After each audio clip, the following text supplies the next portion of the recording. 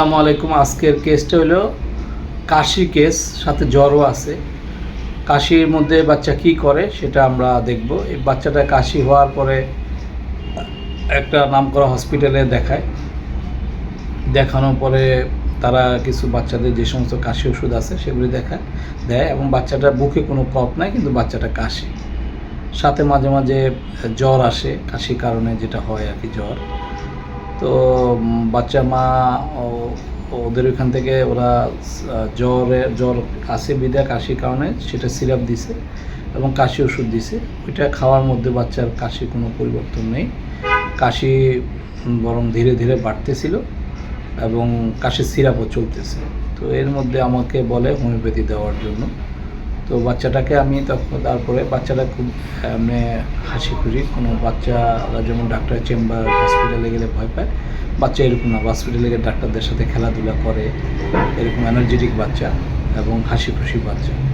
তো বাচ্চাটা এখন ডিজিজ কন্ডিশনে কী অবস্থা সেটা হলো, বাচ্চাটার কাশ এবং জ্বর থাকার কারণে বাচ্চা এখন কান্নাকাটি করে, কাশি যখন বেশি হয় তখন কান্নাকাটি করে। আরেকটা হলো বাচ্চা মার কোলে থাকতে চায়। আর আমি বাচ্চাটাকে যখন স্টেথোস্কোপ দিয়ে তার বুকের কফ চেক করতে, বাচ্চা বলে হট।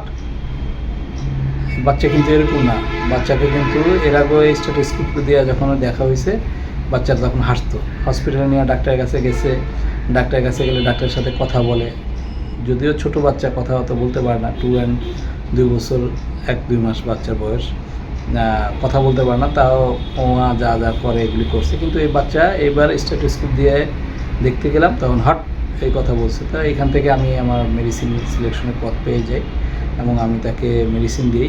মেডিসিন দেওয়ার পরে 3 দিন সে ভালো থাকে, 3 দিন জ্বর অনেক কমে যায় এবং মেডিসিন 1-2টা ডোজ খাওয়ার পরে তার কাশও কমে এবং তার ঘুম আসে।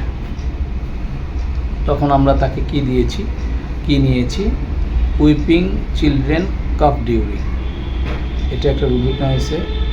আর নেওয়া হয়েছে এই যে বাচ্চাটাকে চেক করতে গেছি, সে হাট বলল, এটা কি হবে, অ্যাঙ্গার ইন্টারাপশন।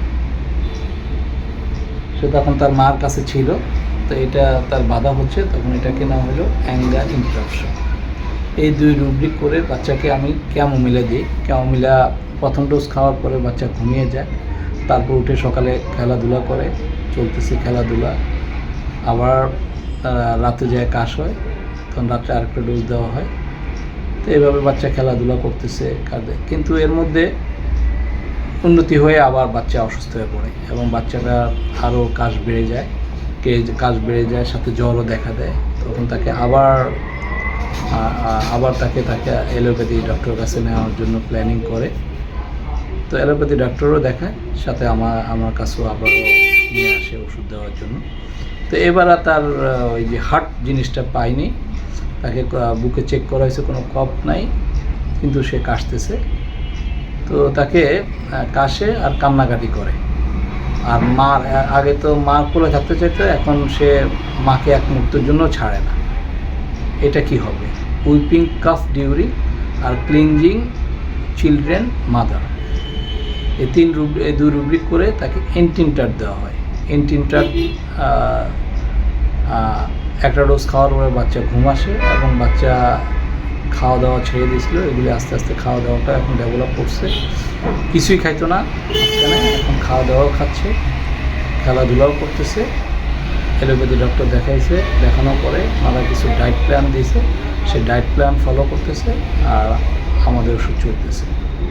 ওনারা কোনো মেডিসিন দেয় নাই এই পর্যন্তই আর কি।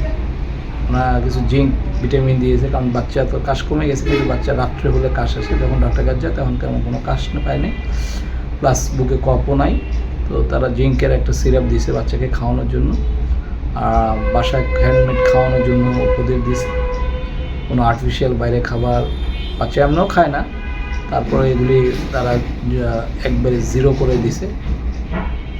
আর আমাদের ওষুধ ওই এন্টিমটা 3টা ডোজ দেওয়া হয়েছে। তারপরে এখন বাচ্চা কাশও আছে, তো জ্বরটা নাই, মাঝে মাঝে কাশে, ঘুমের থেকে উঠে খেলাধুলা করে, এখন খাওয়ানো যাচ্ছে এবং